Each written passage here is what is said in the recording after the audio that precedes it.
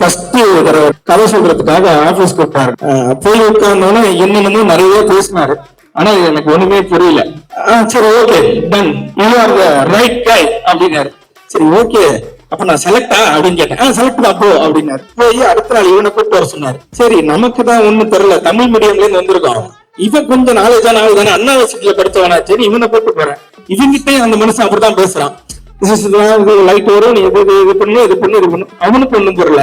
அதுக்கப்புறம் நாங்களே பிக்ஸ் ஆயிட்டோம். சரி ஓகே நம்ம ஒரு ஹாலிவுட் படத்துல நடிக்க போறோம் அப்படின்னு மாதிரி பிக்ஸ் ஆயிட்டோம். சரி ஹாலிவுட் படம்னால நடிக்கிறதுக்கு போயிட்டு பார்த்தா ஹாலிவுட் கேமராமேனே எங்க இருக்க உள்ள போய் மார்க் மார்க் மார்க்னா மார்க் எங்க போயிட்டு மார்க் என்னன்றா அப்படின்னாரு. ஓகே அப்ப ஹாலிவுட் படத்துல நம்ம நடிக்க போறோம்ன்றது முடிவாயிட்டு.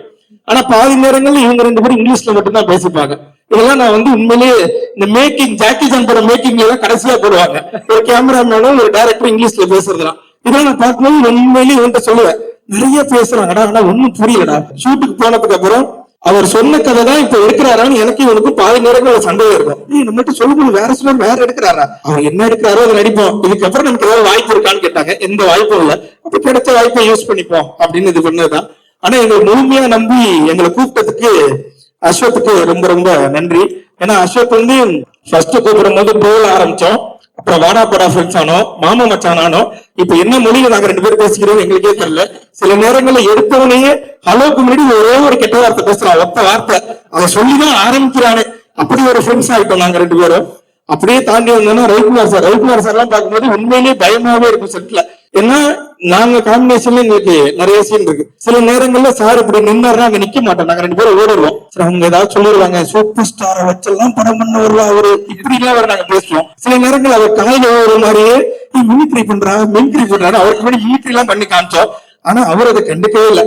நான் அதுக்காக இன்னைக்கு வரும்போது அர்ச்சனை சொன்னேன், மேல ஏறி ஸ்டேஜ்ல ரஜினி சார் மிமிக்ரி பண்ணு, டக்குன்னு கூப்பிட்டு அடுத்தது ஏதாவது வாய்ப்பு கொடுப்பாருன்னு முடிய மறந்துட்டு போயிருச்சு.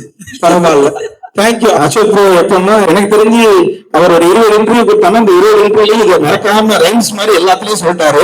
அவருக்கு 2 lakh சப்ஸ்கிரைபர் இருக்கும் போது நான் அவரை கொடுத்தேன் அப்படின்னு எல்லா இன்டர்வியூலையும் அதை சொன்னாரு. அதனால உண்மையிலேயே ஒரு 2 lakh சப்ஸ்கிரைபர் இருக்கும் போது கூப்பிட்டாரு.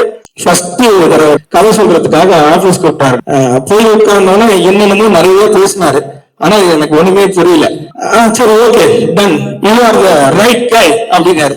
சரி ஓகே அப்ப நான் செலக்டா அப்படின்னு கேட்டேன். செலக்ட் தான் போ அப்படின்னாரு. போய் அடுத்த நாள் இவனை கூப்பிட்டு வர சொன்னாரு. சரி நமக்கு தான் ஒண்ணும் தெரியல, தமிழ் மீடியம்ல இருந்து வந்திருக்கோம், இவன் கொஞ்சம் நாலேஜான ஆள் தானே, அண்ணா யூனிவர்சிட்டியில படிச்சவனா, சரி இவனை கூப்பிட்டு போறேன். இவங்கிட்டே அந்த மனுஷன் அப்படிதான் பேசுறான்.